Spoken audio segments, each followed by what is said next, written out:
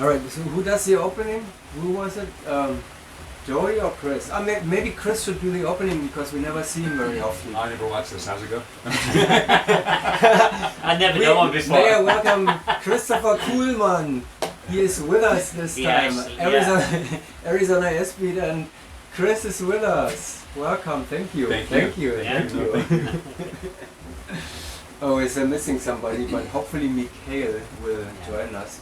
Yeah. Well, congratulations first of all. Thank you. So we all, let's say, the coaches, the experts came here hoping that some of the other teams would kind of get a little bit closer to you. So it makes it more exciting, more interesting, and you're hoping that actually by yourself somehow, to a certain extent at least. And it goes the other way. This time it was only one tight round, right? Yeah. We had better before. The people who are hoping for more excitement. What do you think? What's going on? Are you moving away, or are they falling behind, or what's the situation? I think it's kind of both. I think that our team is had a great peak towards this competition. No teams are really ready for the Shamrock. That's kind of the point of it, right? It's the beginning type of thing. But we were also coming off of we just didn't get as many jumps in the beginning half of the year like we normally do, and we got more towards the end. I'd say that the gap was probably similar, right, between Shamrock and here. I haven't looked at the numbers, but it's like 20 points. So this is 21. Back then it was probably 20-ish. And so the way I would look at it is, I'm not sure if other people would agree with this, but the draw at the Shamrock was a little bit not faster or slower than this one, but it was simpler. Technical. It was less technical. And this one is more technical. And us being the more seasoned lineup, this draw favors us. The Shamrock draw favored them. So or the other team. So for France to be within 20 points of us at this meet, when the draw kind of favors us, I think does show some improvement there. Oh, good. But at the same time, for us, we want to have a 20-point difference going into at least a 20-point difference going into next year, because that's a hard gap to cover in 14 months or whatever the time frame is. So that gives you confidence. And I think for us, it's like I think Joey hits the nail on the head with it. In the beginning of the year, I was dealing with some health issues with my leg, and we didn't get nearly any training that we wanted. And now we actually got the summer to train, and we really chose to come here to step into the fight. We didn't just want to give the World Cup to the French or Hayabusa to duke it out. And we trained hard for it, and it shows. Just the way we skydive, if you look at the freeze frame, like on the last jump, that's an example. The freeze frame is right by the random sprint. And if we get a little bit more proficient maybe on the hill or add a little bit, we can squeeze another 2 points in. And the other teams, their freeze frames in the beginning of a block. So you know what I'm saying? Yeah, so they have to gain 2 seconds just to get 1 more point. We need to gain a second to get 2 more points. Mm-hmm. So if you just look at that, which is also a bit draw dependent. It takes any hope even further away. No, but it's strategigic, right? You have to look at where you're at. Sure, it's evaluation. That's expert evaluation. And the mindset too, right? If you're in the lead, the motivation to keep going is within the team, And if you're chasing, you're always looking at the team ahead of you chasing, and the mindset is also very different. So even though you end up in a meet ahead, maybe you ever had that mindset of being ahead and staying ahead. Because it's a different mindset being ahead. It's more pressure in a way. Because I do remember the time when, especially Airspeed, I don't know which lineup it was or when it was, but they really liked it when they were behind, coming from behind in the chase. Which lineup was that? Did we talk about, or did you say that earlier? Or I do remember that very clearly, that Airspeed says we like it actually to come. I think it might have been the Craig and Aliana lineup a little bit, because they were always a little bit slow out the gates. But I'm just guessing here, to be honest with you. Yeah. Well, you are, correct me, but is your average really kind of 2 points higher than at the Shamrock now on this meet? then Great question. I don't know. I think it is. Should you know this stuff? Joke. Yeah, I We know. don't know this I have stuff. no time to look at the numbers and enjoy the whole thing by myself. I'm just running to find people. Too much sauna, too much beer. Yeah, exactly.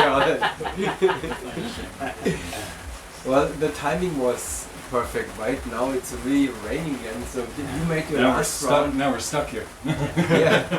You made your last round in the rain. I mean, in the not so good weather. So March was the Shamrock. Yeah. So that was at 24.4 average. And here you Today's are, was 26 here, right? 26.7. That is 26.9. quite significant. You know. Yeah, Yeah. there was three blockers in this draw, Yeah. and All blocks out the door. Yeah. I mean, except for one Yeah. round, all blocks out the door. so as far as the way we skydive, keeping it small and tight and light, I'm very happy with our performance here for that. Yeah, you must be happy. I mean, that's pretty amazing. I mean, I will crunch the numbers in the aftermath, of course. So I'll find out more about this right now. It's just like it seems so, but the numbers will probably confirm all that. So as talking about weather, how was it for you in the last round when it became The weather on the last couple rounds It was actually really good. What concerned me yesterday was the sun setting in the west so late in the day. But the jump run was to where it was hidden by the fuselage, so it wasn't a problem at all for any of the teams. What did bother a few teams early in the meet was a few of the earlier rounds. The clouds was a little bit distracting. When you're on the hill, it can be a little bit, you get a little bit of sense of vertigo. And you can start to not sense which way's down, especially when they're turning blocks on the hill and then you're transitioning from a horizontal throw to a vertical descent. And, you're like, and I think a few teams fell victim to that. But other than that, the clouds wasn't really big of an issue. The cameras these days don't have too much of a fogging issue, so Yeah. the weather wasn't too much of a factor overall. Yeah, yesterday there were kind of two layers where you had to go to. It was thin, so they really knew that. It's pretty amazing. Now, when we have those kind of cloud levels, you just don't go. I mean, there's no question mark. But here, and when when you were up, it was really you could see, except for the vertigo or the orientation. Is it tricky, Chris? I mean, a lot of times we'd land and it'd be like, we'd be talking to someone who would say something about clouds and we'd be like, I didn't even notice. Because you're so focused on your team and what's across from you. Like, anything could be happening out there and it's like, if you're in it, you don't really see it. Hey, Mikhail! It's looking He like can't hear us. The first couple of jumps, though, definitely, it was new for all of us. But it was also Cover your ears, up. it was also this like time it worked. Yeah. the third round when we did a 13-7C jump, third round. It was one of those things with the weather impacted us because we jumped out in clouds, lost our orientation on the hill, and then the first half of the jump was very rough airspeed. We landed and we're like, woo, it'll be Merry Christmas if we get away with that, you know. Okay, that should work too. And we still have the camera still. Are we shifting now? That's good. We shipped over there. He came in the wrong end. We got plenty of time here. So, Mika, tell us quickly, there must have been something really important going on there. So, Lunch. And a nap. but I don't know how long ago it is that we had the complete lineup actually together for an NSR live tour. So thank you very much for that. And this guest appearance over here. You know, Yeah. he was the That's defending right. World Cup champion from 2019. We haven't had a World Cup since, and he was the cameraman then. So he came back, did a month, like 2 weeks with us, and won the World Cup again. Yeah. Yeah, congratulations. So I can retire once again. Yeah, you Just come like every for- other great athlete. Call me, call me in 4 years. You call him a wolf? So yeah, let's say with David. So there's a pretty interesting coincidence. You know, I don't know who told me that. Was it one of you? But the first 3 teams was it David on camera, In the French. David on the French camera, and the David on the Hayabusa camera. So that If you want to win, you gotta They get were- yourself a David. Yeah, they were rotating as the rounds went on. they could probably. I'm sure they would handle that. It would be an interesting game, kind of. The Shamrock, we can do stuff like that. Let's rotate the We're Daves. gonna get out and go. Bring back camera pools. Yeah. So, but that's a coincidence, you know, that doesn't happen all the time. Alright, so back to the airspeed performances and what's waiting out there. We have 1 year now, and it seems like very difficult for anybody else. So how do you keep your motivation and your energy and all that up? You know, you still go through your training routine, you know, up in the morning or your workout, whatever, and do your whatever 15, 20 training back-to-back jumps, and then you do it all year, even though you know already by now that there's very little chance that anybody can keep up with you. What's driving it? I don't think that's 100% correct. Like if we're not training, they're training and they're getting better, right? Okay. So we're always working to not become stale, and you know, we want to keep a little bit of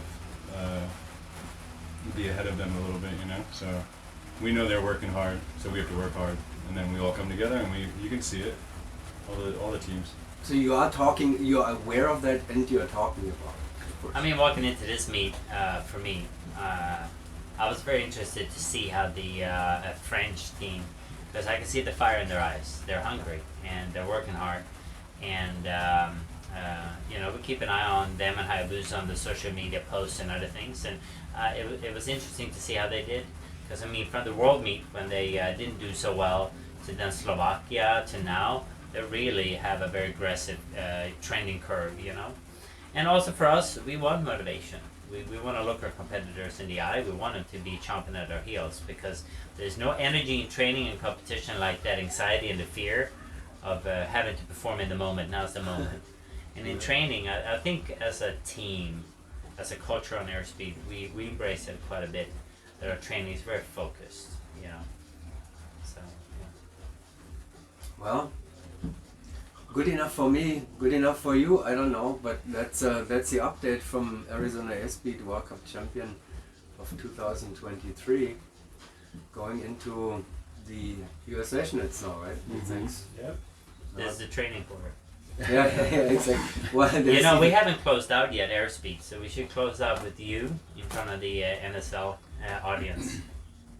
How do I do that? Yeah, you just follow our lead, my man. Just follow the lead. Okay, here we go. Oh, yeah. Okay. So you are gonna have to say it this time. You're gonna have to say there's no speed like, and then just follow us. Okay, here we go. There's no speed like Airspeed. And there was something like that. No.